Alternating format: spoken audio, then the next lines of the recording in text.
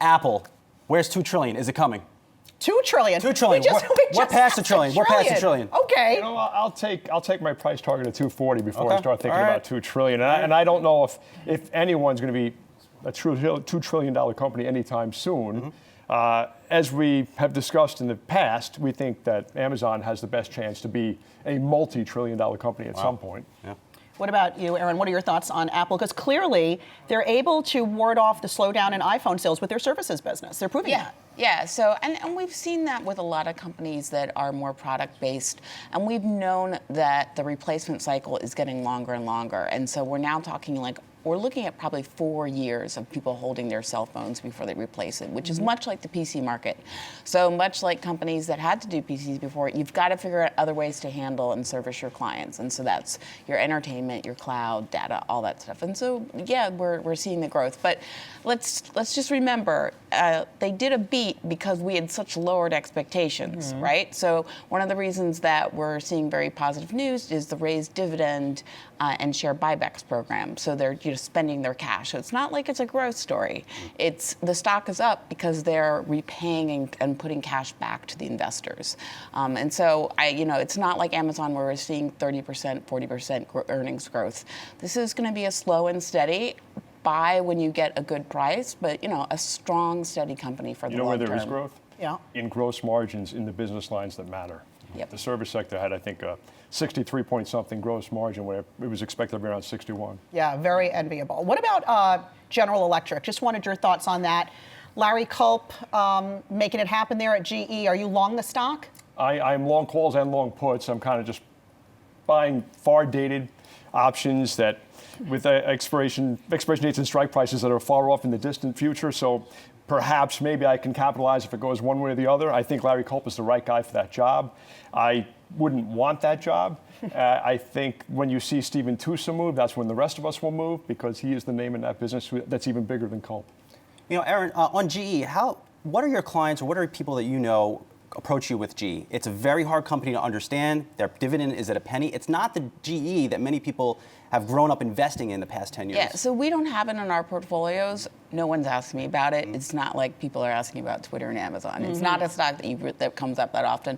We're very much on the sidelines. It's definitely in its turnaround phase of what is this new company. So I think it's very much wait and see for us until you really start seeing momentum, seeing their new management initiatives come through and start seeing them come back to growth. I want to talk about the larger economy because the other big thing, well, of course, we have the Fed today. I want to get to the Fed in a moment, but in terms of jobs, we'll get the jobs report out on Friday. The ADP report today, private employers very strong, adding 245,000 to the payrolls. Do you think inflation is going to start rearing its ugly head, Sarge? I've been waiting for inflation for a while, and the Fed's been waiting for inflation since early in Ben Bernanke's term. I don't know if there's a new economy or if the broader consumer economy is just so deflationary with such a divergence between those who can actually make a few bucks and those who struggle just to get by. And let's face it, automation. I come from the floor of the New York Stock Exchange originally, okay? No one's experienced automation to a greater degree than those poor guys down there.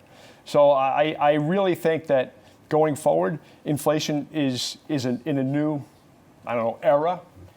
It may get out of the box someday, and that's the day that you'll see the Fed chase in terms of interest rates, but that day is not today, and it's probably not tomorrow. You know, Erin, do you think the Fed is underpricing Fed risk, that they could raise rates later this year? No, I think now looking at particularly the March GDP report where we're looking at just that we came in at like 1.6% core CPI. That's one of their main inflation indicators. When it's that far below 2%, there's actually more talk of cutting rates than trying to increase rates. So yeah, when CPI is that low, I'd say no, not right now. All right, here we have the opening bell at the New York Stock Exchange. It is a stage too, is it not? And the Nasdaq.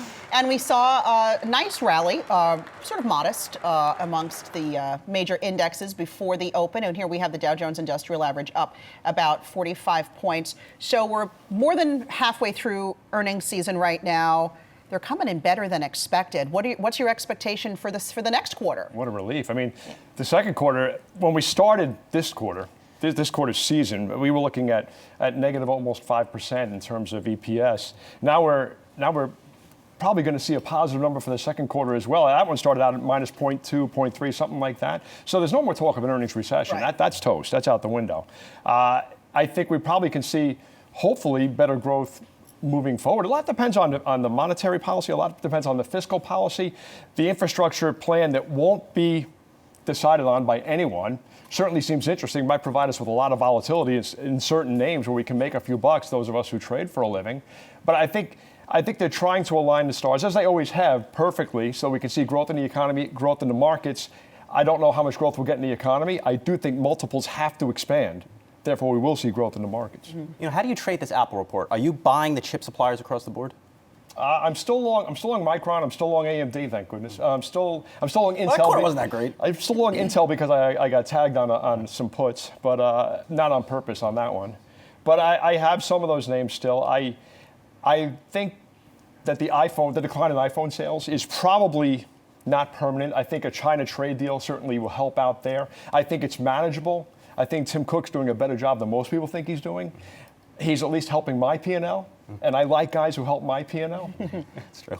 What's your thoughts on China? Because just a little while ago, we heard that the U.S. released a statement. They call these talks in Beijing, quote, productive. There are going to be more talks next week. We've heard this story before. Yes. For the past, since the entire year, it feels like. Feels like it. No, I think this is good. I think my concern, I don't think there's really any question that we're going to have some sort of positive resolution eventually, sometime down the road. I think the real question about China is their slowing growth and how that's going to impact corporate earnings. Because one thing is that though Q1 earnings season has been very good, and for the S&P 500, we started the earnings expectations of down 3%, and we're now up 1%, right? So 4% improvement, that's really good. However, when you look at for full year expectations for 2019, it hasn't budged. It's just hovering below 3% growth for the entire year, even though we've had this great first quarter. And that's because we're really concerned about what's happening in Europe, what's happening in China, how's that going to impact the second half of the year.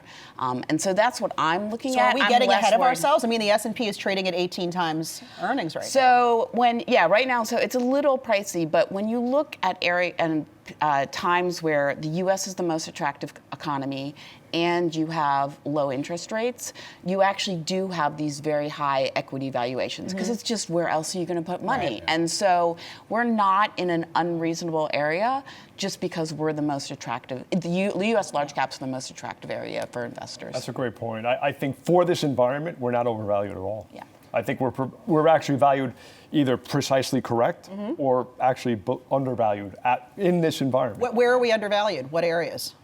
Oh, geez. Are there sectors that are just well good for value sure. right now? I mean, the financial sector is still undervalued, even though it's had a nice run recently. I kind of missed the ball on most of it, not all of it, but most of it.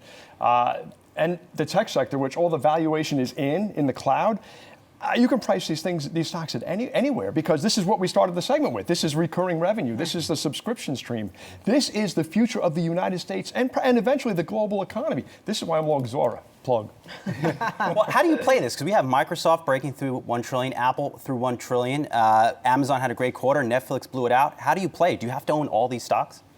Oh, no, certainly not. I mean, some of them are too highly priced. I think it's about where you're getting in. I don't think you have to necessarily buy all of them. And Microsoft, look, that's the company that's growing at 6% and Amazon's growing at 30%. Two completely different animals. So, just because it's at $1 trillion, you've got to look at what kind of price appreciation you're going to get, right, from the stock. And so I think that's what's important is looking for those outperformers of the broader market. Let's talk about $2 trillion companies. Microsoft, which again closed yesterday at that market cap, and Apple just now, as we're all talking, crossed that mark again. If you had to hold just one of those two, which would it be? I own them both, and I own Amazon too. I think you have to be long the business cloud. That's Amazon and Microsoft. As a trader, I'm not telling you folks at home, wherever you are, that you have to be long anything. Steve Guilfoyle is long these stocks. All right, and I do like what Apple is trying to do, because if Apple can successfully make this transition from a purveyor of consumer electronics to a services software type company, I think the whole economy will start to follow. That will be the iPhone moment, going back to Apple there, that'll be a moment for the economy. And I think you'll see it in everything. You'll see it in the lotions you put on your skin and toothpaste and automobiles. They're already leased out anyway. But I mean, you'll see it across the entire consumer economy. All right, I'll let you get the last word. What do you like right now in terms of sectors? So in sectors, I would say, so communication services and in entertainment. I mean, that's one area of consumer discretionary where people are willing to spend money.